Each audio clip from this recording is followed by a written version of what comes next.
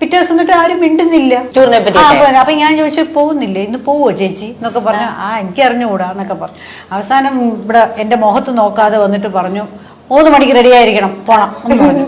ശരി. വീണ്ടും അതേ പെട്ടി ഞങ്ങൾ അതുപോലെ റെഡിയാക്കി വെച്ചു. 4 ആയി, 5 ആയി, 6 ആയി, 7 ആയി, 8 ആയി, 9 ആയി, 10 ആയി.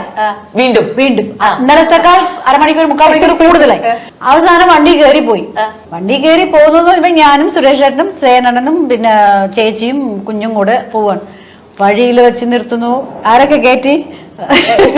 GS വിജയൻ അവരെ കയറ്റുന്നു. പിന്നെ മാഷല അവരെ, പിന്നെ സനൽ, പിന്നെ രാധാകൃഷ്ണൻ, ഇങ്ങനെ അറിയുന്നവരൊക്കെ ഇങ്ങനെ അംബാസഡർ കാറിൽ ഇങ്ങനെ കയറ്റി വണ്ടിയിൽ സ്ഥലം ഉണ്ടായിരുന്നു.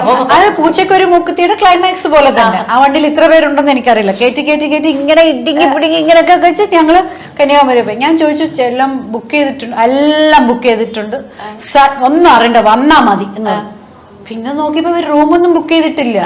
അവിടെ പോയിട്ട് ഓരോരോ സ്ഥലത്തായിട്ട് റൂമുണ്ടോ ചോദിച്ചാൽ ആരും. അവസാനം എവിടെ പോയി? സുരേഷ് അയ്യപ്പ ലോഡ്ജ് അല്ലേ, അവിടെ പോയിട്ട് എല്ലാവർക്കും കൂടെ അവിടെ മാമിനെ എല്ലാവരും തിരിച്ചറിയുന്നുണ്ടായിരുന്നില്ലേ? രാത്രിയിൽ എന്നിട്ട് പോയിട്ട് അവിടെ ചെന്നിട്ട് അവിടെ കിട്ടിയ അവിടെ എല്ലാരും ഒരേ റൂമിലായിരുന്നു. രാവിലെ ഒരു ബാത്റൂമിൽ എത്ര പേര് കുളിക്കാനാണ്, എത്ര പേര് റെഡിയാവാണ്. അങ്ങനെ റെഡിയായി. പിന്നെ അവസാനം പോയിട്ട് വൈകിട്ട് എവിടെ പോണം വല്ല റൊമാൻറ്റിക് ആയിട്ട് ചോദിച്ചു. ചേച്ചി പോവാൻ തിരിച്ച് വീട്ടിലേക്ക് എന്ന് പറഞ്ഞു. അത് മാത്രം ഇൻസ്പയർഡ് ആണോ മിഥുനം? ഇത് ഞാൻ ആക്ച്വലി പങ്കജ് ഹോട്ടലിൽ വെച്ചിട്ട് ഞാൻ പ്രിയേട്ടനടുത്ത് ഇതുപോലെയല്ല നല്ല എന്ത് നടന്നു എന്നുള്ളത് ഇങ്ങനെ കമന്ന് ഇറങ്ങൊക്കെ അഭിനയിച്ച് കാണിച്ചു. അത് തന്നെയാണ് മിഥുനം പടത്തിന്റെ ആ സീനും കൂടെ വരാനായിട്ട് ഒരു കാരണം എന്ന് പിന്നെ ഞാൻ അറിഞ്ഞത്. ഇതുപോലെ നിങ്ങളുടെ ലൈഫിൽ നിന്ന് ഇൻസ്പയർഡ് ആയിട്ടുള്ള വേറെ വല്ല സീനുകളും ഈ പ്രിയദർശൻ സാറിന്റെ സിനിമയിലോ അല്ലെങ്കിൽ ലാലേട്ടന്റെ സിനിമയിലൊക്കെ ഉണ്ടോ? എന്തോ എനിക്കറിയില്ല. ഇത് എനിക്ക് നന്നായിട്ട് അറിയാം. ഈ സംഭവം എനിക്ക് നന്നായിട്ട് അറിയാം.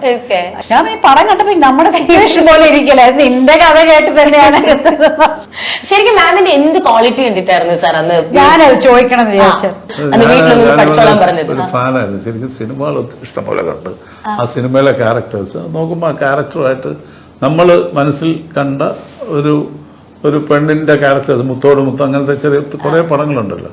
അപ്പൊ ഒരു നാടൻ അങ്ങനത്തെ ഒരു പെൺകുട്ടിയാണ് ഞാൻ മനസ്സിൽ കണ്ടിരുന്നത് ഭാവിയിൽ ഭാര്യയായിട്ട്. അപ്പൊ അത് എല്ലാം കൂടെ യോജിച്ച് വന്നുകൊണ്ടാണ് ശരി അങ്ങനെ. പിന്നീട് അത് തെറ്റായി പോയത്. പിന്നീട് അത് എങ്ങനെയായിരുന്നു? ഒരു കോൺട്രാസ്റ്റ് എങ്ങനെയായിരുന്നു? ഇല്ല, അത് ഞാൻ പറഞ്ഞില്ലേ, നമ്മള് വളരെ അഡ്ജസ്റ്റ് ചെയ്ത് പോകുന്ന ഒരു ഫാമിലി.